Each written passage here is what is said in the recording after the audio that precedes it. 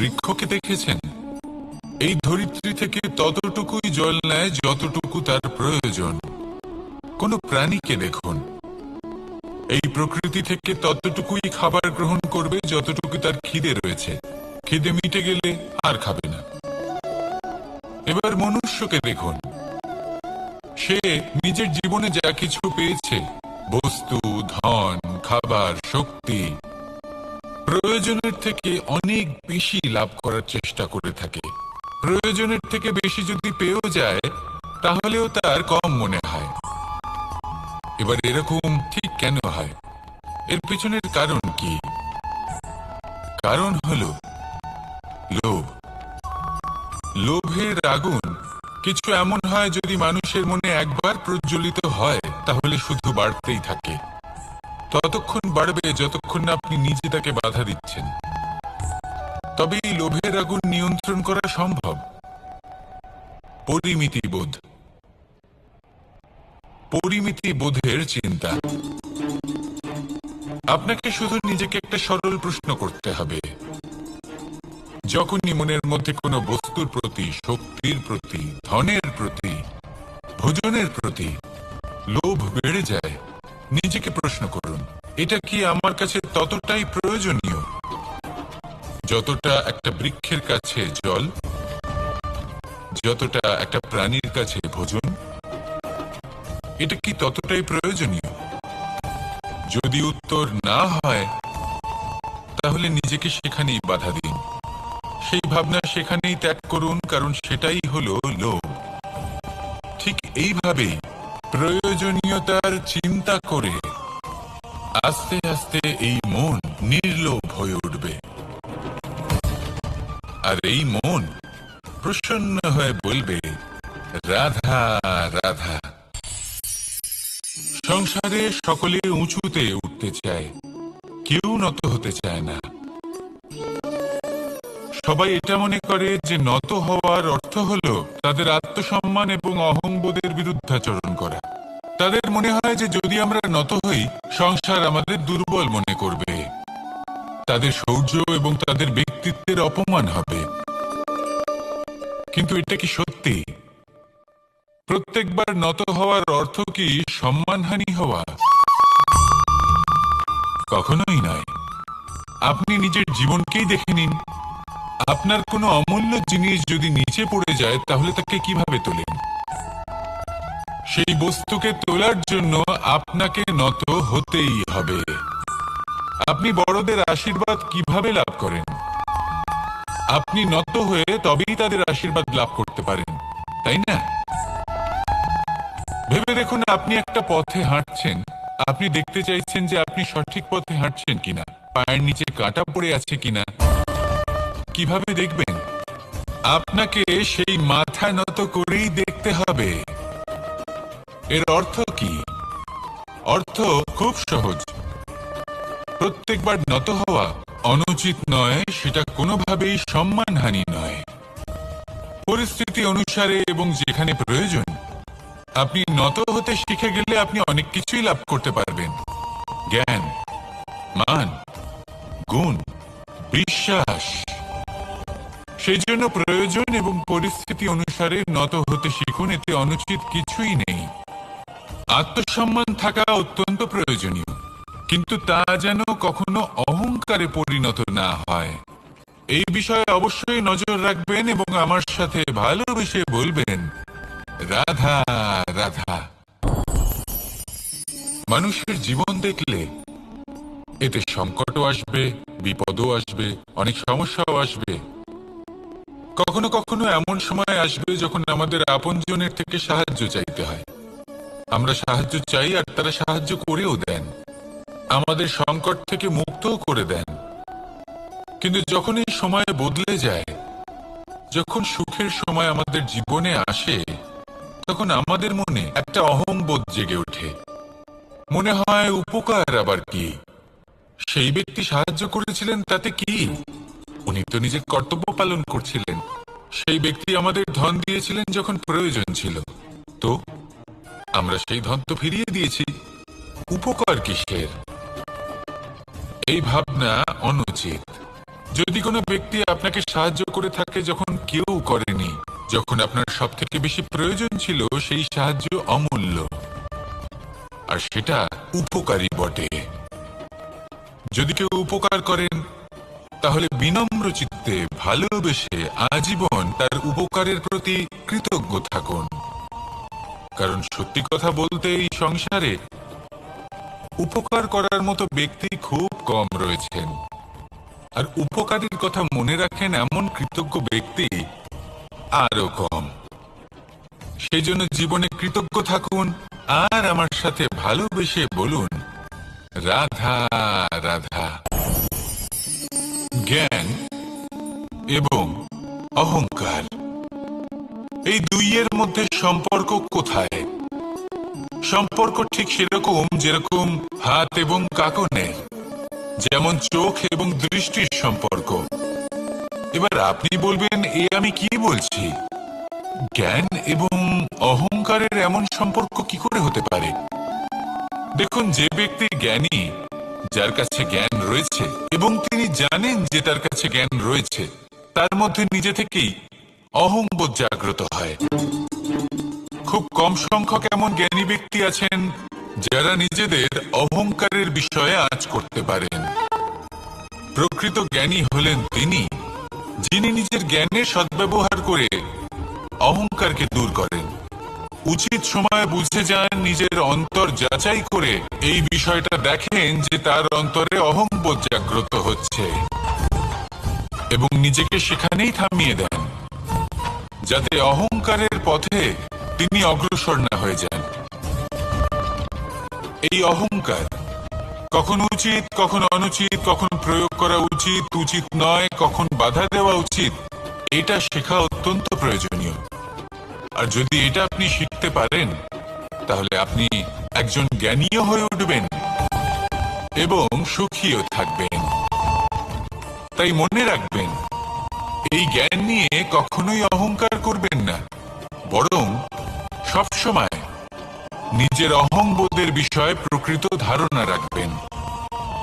আসুন আমার সাথে ভালোবেসে বলুন রাধা রাধা। আপনি অবশ্যই কোনো গাছ দেখে থাকবেন যেখানে অনেক ফল রয়েছে। সেই গাছের ডালগুলি নিজে থেকেই নত হয়ে যায়। কেন? যাতে মানুষ, প্রাণী, এরা সকলে যাতে সেই ফল খুব সহজে গ্রহণ করতে পারেন। এটাই হলো প্রকৃতির শিক্ষা, এটাই হলো প্রকৃতির নিয়ম। মানুষেরও কিছুটা এরকমই হওয়া উচিত। যদি আপনি সাফল্যের চরম সীমায় পৌঁছে যান, সততা ছাড়া আপনি যে কাজই করুন না কেন, উচিত সময়ে তা সম্পূর্ণ হবে না, আর মনোবাঞ্ছিত ফল আপনি কখনোই পাবেন না। তাই যে কাজই আরম্ভ করুন না কেন, সততার সাথে এবং অখণ্ড প্রচেষ্টার সাথে করুন। তখনই কর্ম এবং তখনই এই জীবন সফল হবে এবং এই মন প্রসন্ন হয়ে বলবে রাধা রাধা। বিন্দু বিন্দু জলেই সাগর নির্মাণ হয়। এবার এই কথা আমরা সকলে জানি। আপনি কি এই কথাটা জানেন যে ছোট ছোট সুখের দ্বারাই বড় সুখ লাভ করা যায়? একজন বাবাকে দেখুন, সন্তানের জন্ম থেকে তার যুবক হওয়া পর্যন্ত তার সাথে ছোট ছোট সুখ যাপন করেন। এই ছোট ছোট সুখগুলি তাদের প্রেমের সম্পর্কে গভীরতা নিয়ে আসে এবং প্রেমের এই গভীরতা তাদের জীবনে বড় সুখ নিয়ে আসে। এটা ঠিক সেই রকম যেরকম বিশাল এক সমুদ্রে, গভীর এক সমুদ্রে অমূল্য রত্ন খুঁজে পাওয়া যায়। এটাও ঠিক সেই রকমই। সেই জন্য জীবনে বড় বড় সুখের খোঁজ করতে গিয়ে সময় নষ্ট করবেন না। এই যে ছোট ছোট সুখ আছে, এগুলোকে যাপন করা শুরু করুন, এগুলোর আনন্দ লাভ করুন, এগুলো নিয়ে উৎসব পালন করুন। প্রেমের গভীরতা বুঝুন আর এই গভীর প্রেমে মন নিমজ্জিত করুন। তারপরে দেখুন এই মন আর এই জীবন সুপ্রসন্ন হয়ে বলবে রাধা রাধা। কথায় আছে, অন্ধকারে প্রদীপ প্রজ্বলিত করলে চতুর্দিক আলোকিত হয়। কিন্তু যদি এই প্রদীপ আমি সূর্যের আলোর সম্মুখে সকালবেলায় প্রজ্বলিত করে রেখে দিই, তাহলে কি হবে? আপনি বলবেন যে এটা করে তো কোনো লাভই হলো না। সূর্যের প্রকাশের সামনে এই প্রদীপ আসলে কিছুই নয়। এবার এই চিন্তা ভাবনা প্রত্যেক দিন করতে হবে, আর একটা অমূল্য শিক্ষা পেতে হবে। মনে করুন যে আপনি মহাপুরুষের সামনে বসে আছেন, কোন মহাজ্ঞানীর সামনে। তাহলে সেই ব্যক্তির সামনে নিজের জ্ঞানের প্রদীপ প্রজ্বলিত করবেন না, নীরব থাকুন, আর সেই ব্যক্তির সূর্যের প্রকাশের মতো জ্ঞান প্রাপ্ত করুন। যতটা পারবেন জ্ঞান লাভ করুন। যদি এমন কোন সময় এমন কোন স্থানে আপনি আছেন যেখানে চতুর্দিক অন্ধকার, কারোর কাছেই জ্ঞান নেই, সেখানে নিজের জ্ঞানের প্রদীপ প্রজ্বলিত করুন। এমন করলে দুদিক থেকেই আপনার লাভ হবে। আপনার জ্ঞান প্রাপ্তিও হবে, আর জ্ঞানের সঠিক প্রয়োগও করতে পারবেন। আর এই মন প্রসন্ন হয়ে বলবে, রাধা রাধা।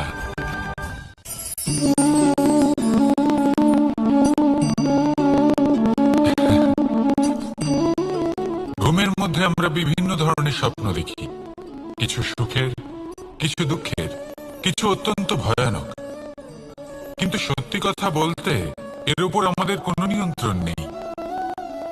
কিন্তু আমি এমনও কিছু ব্যক্তিকে দেখেছি যারা খোলা চোখে স্বপ্ন দেখেন এবং তা যাপন করেন। নিজেদের একটা আলাদা স্বপ্ন নগরী আছে ওনাদের, সেখানেই জীবন যাপন করেন। আসল বাস্তবটা কি তাতে ওনাদের কিছুই যায় আসে না। এমন কিছু মানুষ আছেন যাদের কাছে বিন্দুমাত্র জ্ঞান নেই, সে না হয় ঠিক আছে, কিন্তু জ্ঞান এমন ভাবে প্রদান করবেন যে মনে হবে সংসারের সমস্ত জ্ঞান তাদের কাছেই রয়েছে। এমন কিছু মানুষ আছেন যারা ভালোবাসতে জানেন না, আর তাও আমি মেনে নিলাম, কিন্তু কথা এমন ভাবে বলবেন তাতে মনে হবে যেন প্রেমের বিষয়ে সবকিছু শুধুমাত্র ইনিই জানেন। এবার আমি এমন কথা অবশ্যই বলছি না যে আপনি এরকম করেন, কিন্তু যদি কোনো ব্যক্তি এরকম করেন তাহলে তার এটা মাথায় রাখা উচিত যে সেই ব্যক্তি অন্য কারোর সাথে নয়, নিজের সাথে অনুচিত করছেন। কারণ এমন কাজ করে উনি নিজের দোষ, নিজের অপগুণ সংসারের কাছে নয়। আমি কি আজ সেই জীবন যাপন করছি যেমন আমি যাপন করতে চেয়েছিলাম? যদি এই প্রশ্নগুলোর উত্তর হ্যাঁ হয় তাহলে এগোতে থাকুন, নয়তো থেমে যান এবং বিচরণ করুন। মনে রাখবেন, এই সংসার অত্যন্ত জটিল, আর এতে হারিয়ে যাওয়া অত্যন্ত সরল। সেই জন্য নিজে থেকে বারবার থামা এবং জীবন চিন্তন করা অত্যন্ত আবশ্যক। তাহলে সেটাই করুন, আর আমার সাথে ভালোবেসে বলুন, রাধা রাধা। এই সংসারে জয়লাভ করার জন্য, সাফল্য লাভের জন্য শক্তি, ধৈর্য, সাহস, মিত্রদের সঙ্গ, এই সব ছাড়া আর কি আছে যা অত্যন্ত প্রয়োজনীয়? বিশ্বাস। সত্যি কথা বলতে এই বিশ্বাস অত্যন্ত অমূল্য, কিন্তু এটা দুদিক খোলা তলোয়ারের মতো। এটা আপনাকে বলশালীও করে তুলতে পারে, শক্তিশালীও করে তুলতে পারে, আবার দুর্বল করে তুলতে পারে। কিভাবে? যদি আপনি শুধুমাত্র অন্যের উপরে বিশ্বাস করেন যে ওনারা সবাই আমাকে সামলে নেবেন, আপনার বিশ্বাস শুধুমাত্র অন্যের উপর, আর সেই বিশ্বাসের ভিত্তিতে আপনি কর্ম করেন, তাহলে আপনি দুর্বলই হয়ে উঠবেন। কিন্তু এই বিশ্বাস যদি আপনি নিজের উপর রাখেন যে যাই হয়ে যাক না কেন আমি নিজেকে ঠিক সামলে নেব, আমি আমার পথ বানিয়ে নেব, সব বিপদের সম্মুখীন আমি নিজে হব এবং জীবনে সামনে এগোতে থাকব, তাহলে এই বিশ্বাস আপনাকে বলশালী করবে। এবার সিদ্ধান্ত আপনার যে আপনি কি চান, এই বিশ্বাস আপনাকে বলশালী করবে নাকি দুর্বল? ভেবে দেখুন, আর আমার সাথে ভালোবেসে বলুন, রাধা রাধা। এই সংসারে সব থেকে বেশি কঠোর এবং বলশালী ধাতু হলো লৌহ, অর্থাৎ লোহা। হয়তো সেই জন্যই সকল অস্ত্র, সকল শস্ত্র, সকল বাহন যখনই এদের নির্মাণ হয় তখন সব থেকে বেশি ব্যবহার এই লোহাকে করা হয়। এবার এই লোহার একটা বিশেষ গুণ রয়েছে, সেটা এটাই যে লোহাকে আপনি অন্য কোনো ধাতু দিয়ে কাটতে পারবেন না। লোহা দ্বারা এই লোহাকে কাটা সম্ভব। এবার এটা কিভাবে সম্ভব? যে লোহাকে কাটতে হবে তাকে গরম করা হয়, যে লোহা দ্বারা কাটতে হবে সেটাকে ঠান্ডা রাখতে হয়। অর্থাৎ ঠান্ডা লোহা দ্বারা গরম লোহা কাটা হয়। এবার এই যুক্তি, তার প্রয়োগ আমাদের জীবনেও করা যেতে পারে। যদি আপনার কাছে শক্তি থাকে, যদি আপনি বুদ্ধিমান হন, আর যদি আপনার মন স্থির হয়, শান্ত হয়, তাহলে এই সংসারকে আপনি বদলাতে পারবেন। কিন্তু যদি আপনি শক্তিশালী হন, বুদ্ধিমান হন, কিন্তু আপনার মন অস্থির হয়, আপনার মন স্থির না থাকে, কোথায় কোথায় আপনি রেগে যান, তাহলে আপনি কখনোই সংসার বদলাতে পারবেন না। যদি পরিস্থিতিকে নিজের মতো গড়ে নিতে হয়, তাহলে ধৈর্য, সংযম এবং স্থিরতার শীতলতাকে আপন করে নিতে হবে। আসুন আমার সাথে ভালোবেসে বলুন, রাধা রাধা। সঙ্গীত হলো আমার অত্যন্ত প্রিয়, আমার বাঁশির সুর, আমার মনের শান্তি এবং ভালোবাসার প্রতীক। সেই জন্য যে ব্যক্তি আমার বাঁশির সুর শুনতে হয়ে উঠতে চাই, সূর্যের মতো তেজস্বী, প্রকাশময়, যশস্বী। সূর্যের মধ্যে এতটাই তেজ থাকে যে সবাই তার সামনে নত হয়ে থাকে। সেই কারণেই সূর্যকে যশদানের গ্রহ বলা হয়। আমরা সবাই সূর্যের মতো উজ্জ্বল হতে চাই, কিন্তু তার জন্য সূর্যকে প্রত্যেক দিন জ্বলতে হয়। এই সংসারে শুভ ভাব, পবিত্রতা নিয়ে আসার জন্য, প্রকাশ ছড়িয়ে দেওয়ার জন্য সূর্যকে প্রত্যেক দিন অস্তও যেতে হয়, আবার উদিতও হতে হয়, প্রত্যেক দিন জ্বলতে হয়। সূর্য একদিনের জন্য অবকাশ লাভ করেন না। আর যদি অবকাশ পেতেন তাহলে সূর্যকে আর সূর্য বলা হতো না, তাই না? সেই জন্য আপনি যদি সূর্যের মতো হয়ে উঠতে চান, সেই রকম উজ্জ্বল হতে চান, তেজস্বী হতে চান, তাহলে সূর্যের মতো জ্বলতে হবে, অর্থাৎ অগাধ পরিশ্রম করতে হবে। আসুন আমার সাথে ভালোবেসে বলুন, রাধা রাধা।